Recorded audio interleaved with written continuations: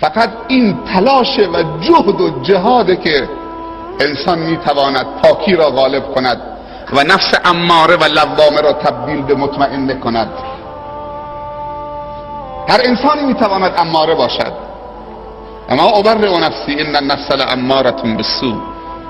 یکی از بزرگترین مردان اخلاق و تربیت میگوید یوسف کامل هیت لک قال معاذ الله. جمال کمال یوسف مانع شد که جمال یوسف به یوسف خیانت کند.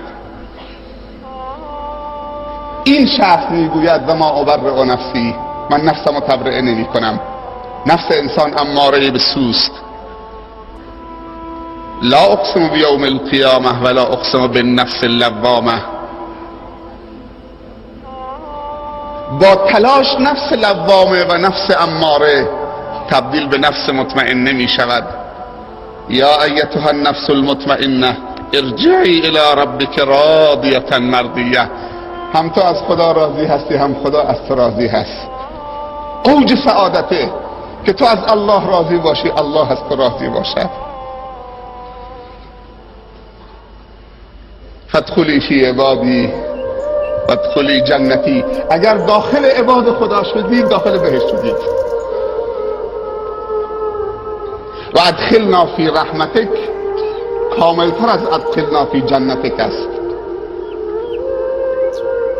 بهشت مخلوق خداست، اما رحمت خدا صفت ذاتی خداست. اگر داخل رحمت خدا شده دیگه بیرون نمی آیید.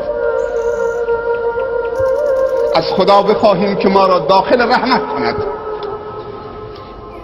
از بهشت کامل تره. ادخلنا فی رحمتک. اگر الله یارن هیچ غم نین، اگر دشمن هزارن هیچ غم نین. و هو علی کل شیء قدیر الذی خلق الموت. از مرگ نفرت دارید؟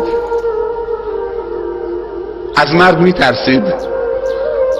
از مرگ بدتون میاد؟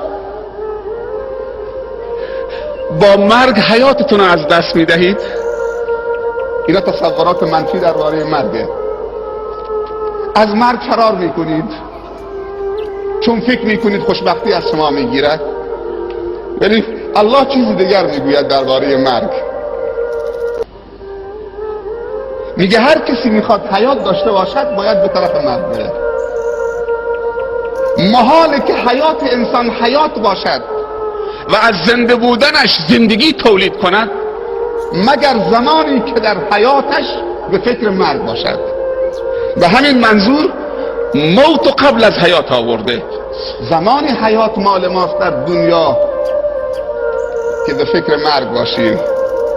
پس این مرگ خوش است، منفور نیست، بد نیست. الله میگه خوشه. الله میگه یاد مرگ ایمان و صیقل میدهد، ظلم کم میکند، تقوا را بالا میبرد، هدایت رو کامل میکند، عدالت رو به اوج میرساند، کوتاهی و تقصیر رو از بین میبرد. تذکروا دائما هادم اللذات او هاضم اللذات. انی نهیتکم عن زیارت القبور الا و زوروها فانها تذکرکم الاخره. سال گذشته در کشور خودمون 26,000 نفر با تصادف مردن. شاید فرصت توبه هم براشون پیش نیامده. مرگ ناگهانی یکی از خطرناکترین مرگ هاست و یکی از علامات قیامته. مرگ ناگهانی و مفاجئ. فرصت توبه به انسان نمیدهد. اما اینم بگم که دعای خیر بفرمایید.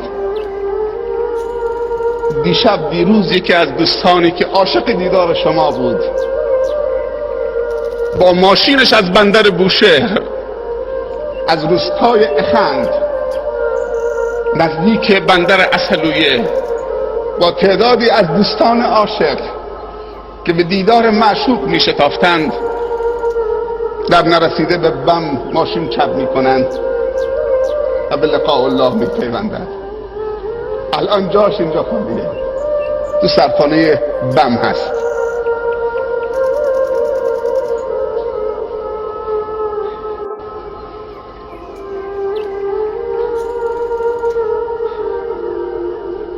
انما الاعمال بالنیات و انما لكل امرئ ما نوى فمن كانت هجرته الى الله ورسوله فهجرته الى الله ورسوله ومن كانت هجرته للدنيا يصيبها او امرأة ينكحها فهجرته الى ما هاجر الیه.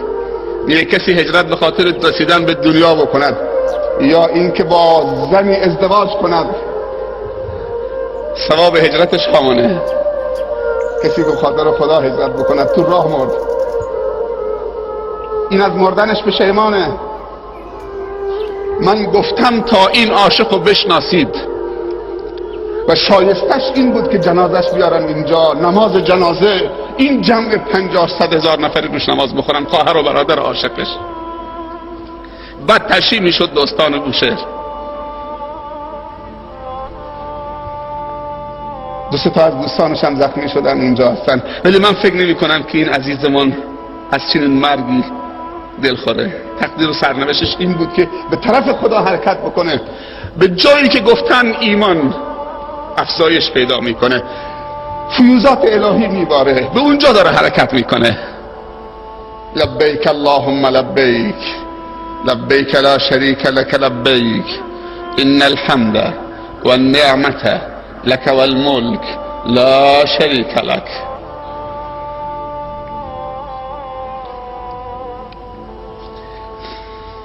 لیبلوکم ایکم احسن عملا.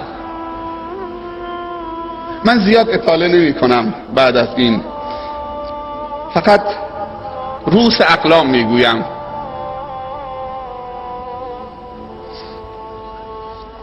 لیبلوکم ایکم احسن عملا. در اسلام عمل مطرح نیست، در اسلام احسن العمل مطرحه. چیزی که الله از ما خواسته احسن العمله. احسن العمل چی ویژگی دارد؟ چند تا صفت دارد احسن العمل؟ میتونید بشمارید، حفظ کنید. من تکرار میکنم که بشمارید و حفظ کنید. خداوند دنیا رو و مرگ و زندگی در دنیا قرار داده که ما را آزمایش کند، ابتلا کند، امتحان کند با عمل، احسن العمل. چیزی که الله از ما طلبیده احسن العمله. احسن العمل چه صفتها و ویژگی هایی دارد تا ما به عمل دیگه نچسبیم، فکر میکنیم احسن العمل داریم انجام میدیم، به احسن العمل بچسبیم. جا داره من تشکر بکنم از دولت جمهوری اسلامی عزیزمان، واقعا جای تشکر داره. بعد از انقلاب یک انقلاب معنوی در جامعه اهل سنت هم به وجود آمده.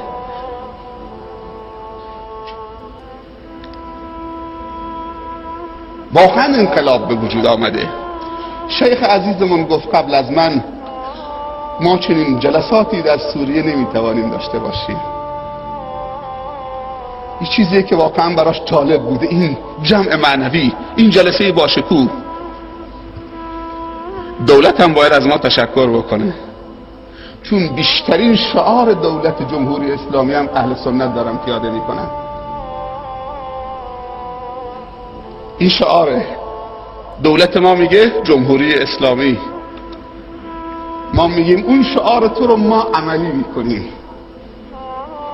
ما داریم شعار نظام جمهوری اسلامی رو عملی میکنیم و چه زیباست که مهمانایی ارزشمند از بیرون داریم که این خبرهای خوش رو ببرن به برادرانشون که دولت جمهوری اسلامی اجازه دارد، میدهد، حمایت میکند که چنین برنامه‌های باشکوه اسلامی برگزار بشود.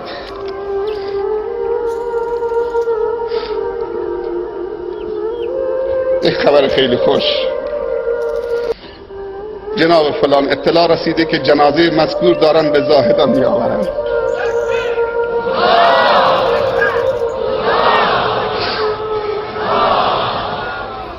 الارواح جنود مجنده، ارتباط بین ارواح تا اینجا تشییع شود حقش بود، واقعا حقش بود. اگر حاجی در مکه فوت کرد باید تو مسجد الحرام نماز روش بخوانند.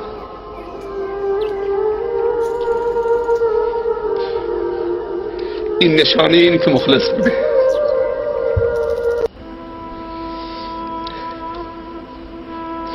حداقل 10,000 تا عالم و طالب علم و حافظ قرآن و دوستدار علم، حالا دوستداران بمانن، تو این جمع حداقل 10,000 عالم و داعی و متفکر اسلامی و حفاظ قرآن و شخصیت های بزرگ وجود دارن. یک انسانی از روستای بوشهر سعادت پیدا میکنه که بعضی آدم موقع میمیره کسی نیست، تو بلندگو صدا میزنن مردم بیاید که کسی فوت کرده. مردم رفتن صبح زود بازار، کسی بعد نمیکرده.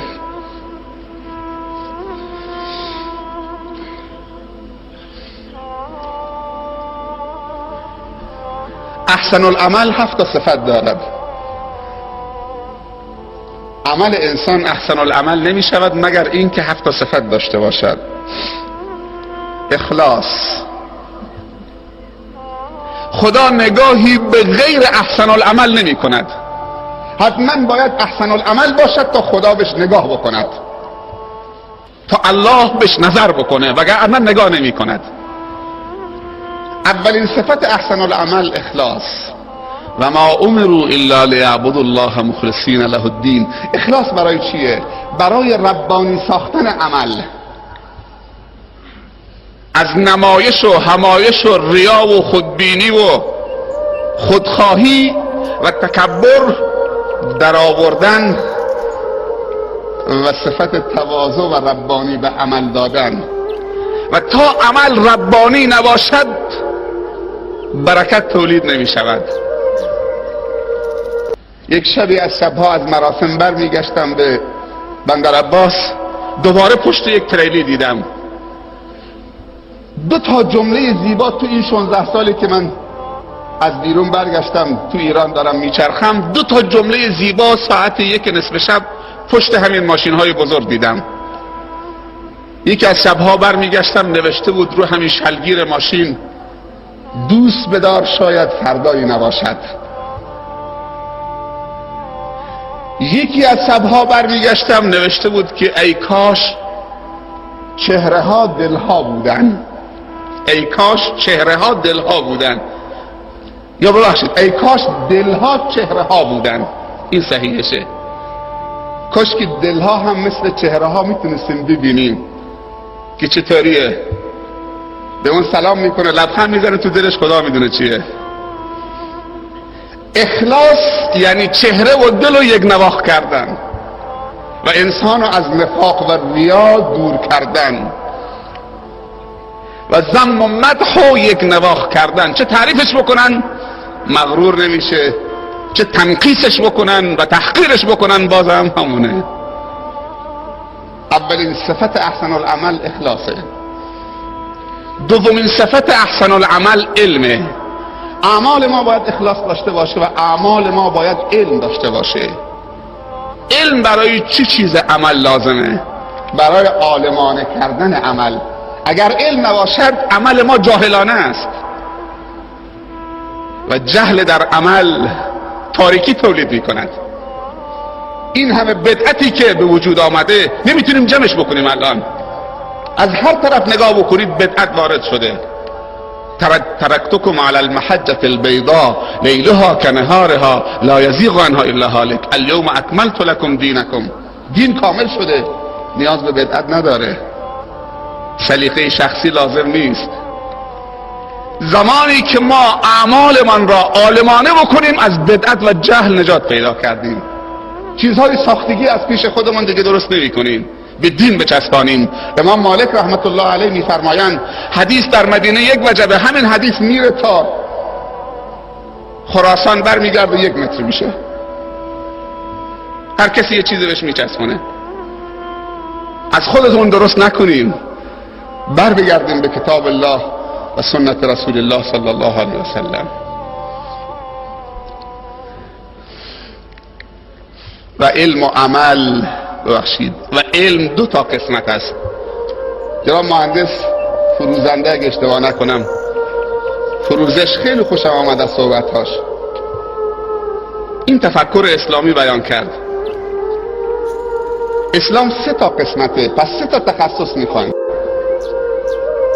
اسلام 3 تا قسمته، پس 3 تا تخصص میخوایم. یکی بدن متخصص برای بدنمون میخوایم، یکی فکر متخصص برای فکرمون میخوایم، یکی روح متخصص برای روحمون میخوایم. 3 تا پزشک میخوایم.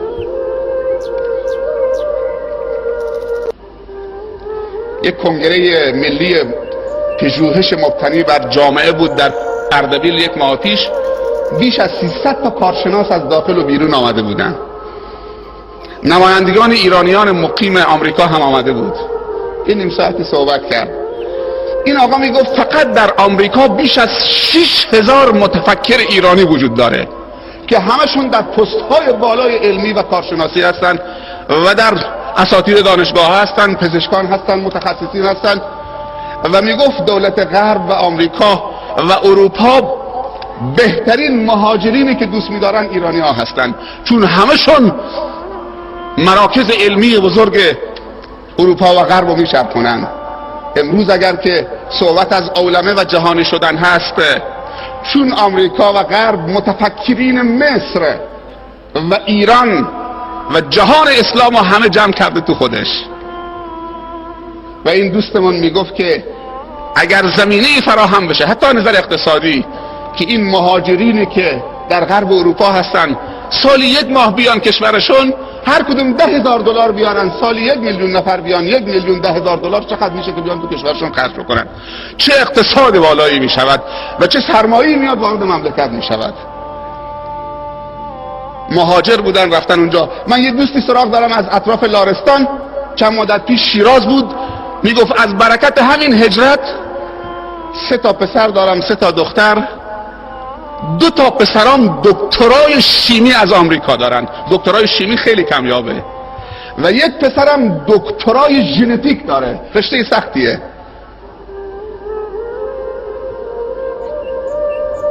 چیزی که شیخ گفت لو کان العلم منوطا بالثریا لتناوله رجال من فارس او کما قال صلی الله علیه وسلم درسته.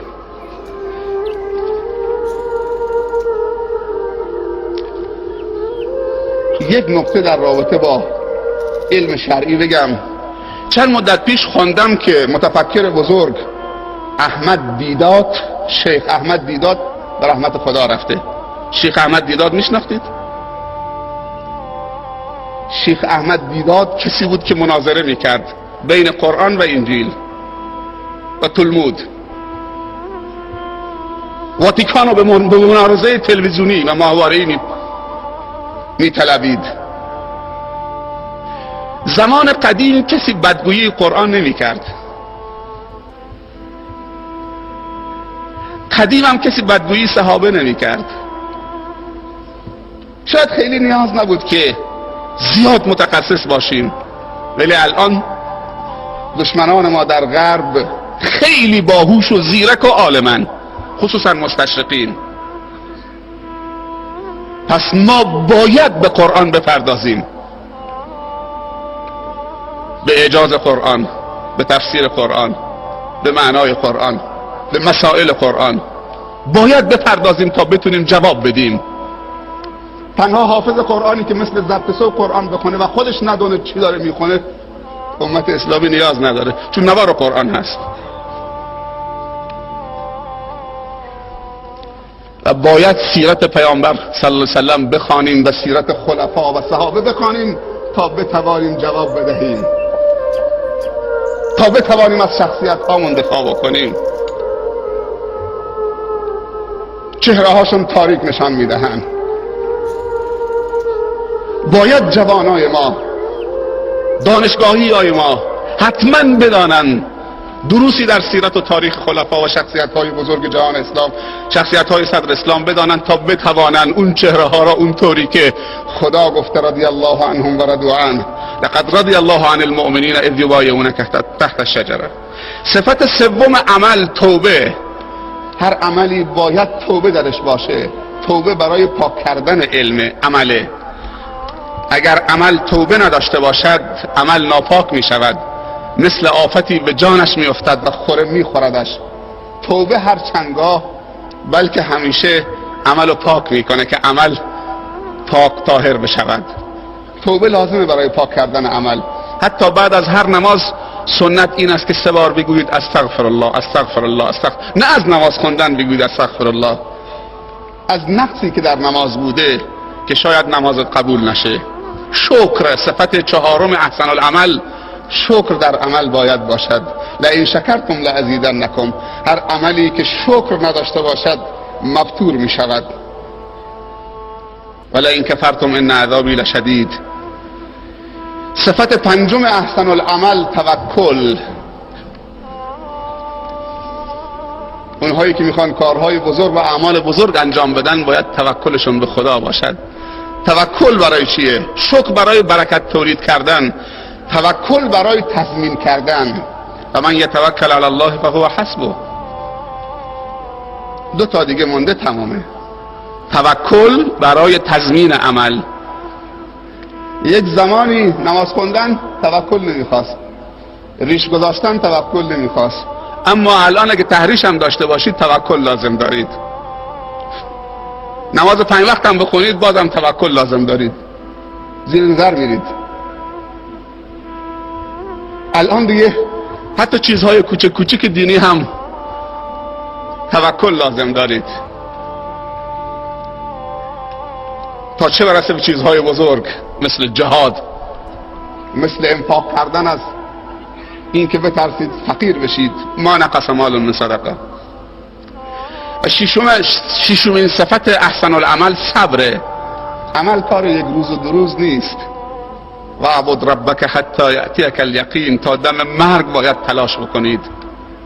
صبر 3 تا صبره. صبر بر طاعت خدا، هر روز باید صبر کنید، هر شب باید صبر کنید، هر سال باید صبر کنید. و صبر از معصیت خدا، و صبر بر امتحان و ابتلا و سختی های زندگی و راه دعوت. و 7مین صفت احسن العمل و آخریش دعا. هر عملی که در اون دعا هست اون پذیرفته می شود.